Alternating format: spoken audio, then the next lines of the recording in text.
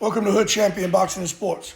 Ricky Hatton was, I'd say he was the people's champ. He was loved throughout the boxing world and even outside of boxing.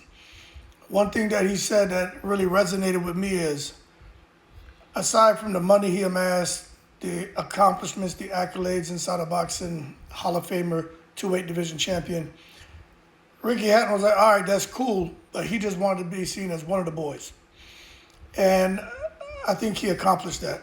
Because you listen to any and everyone who talks about Ricky Hatton, they can't even talk about him without laughing, because he was just one of those guys who was down to earth and seemed to bring joy wherever he went with his little, quirky sense of humor.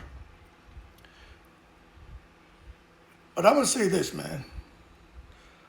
I think when you take a look at Ricky Hatton and you think about his biggest nights in boxing, he had big nights in the UK. They loved him over there. But I think when you think about him coming to Las Vegas and his army of fans traveling, it's not even thousands. It's like 2,000 or 3,000. Talking about tens of thousands, man, to come watch him fight guys in the United States. The Juan Urangos, the Castillos, of course, Floyd Mayweather, Paulie Malignaggi, Pacquiao. You know what I'm saying?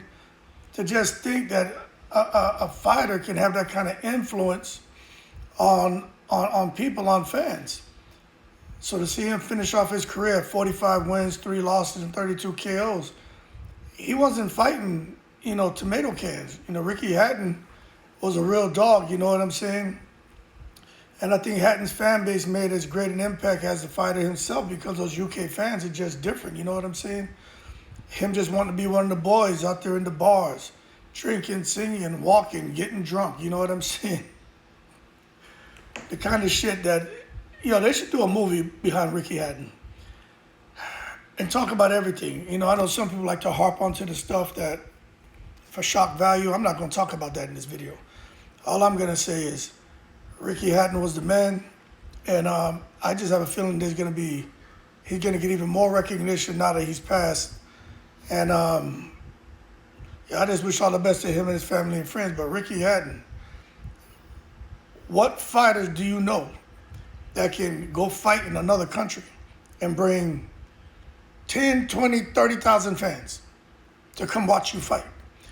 He fight in another country, but when you go to the venue, you swear you're in England, because the whole goddamn crowd is from the UK.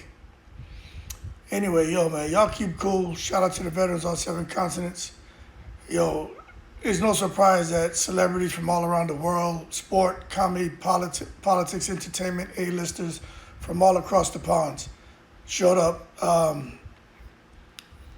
to say goodbye to Ricky Hatton.